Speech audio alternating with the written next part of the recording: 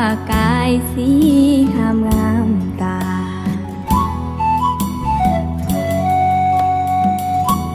เสลาน้องแห่งนี้เคยมีอดีตความหลังฝังจิตชีวิตฮักตึงอุลาที่ฝั่งซ้ายเส้นสองเรานั่งสบสายตาฝากสัมพันธ์สุขสันต์แคมทาเมื่อยามนกกา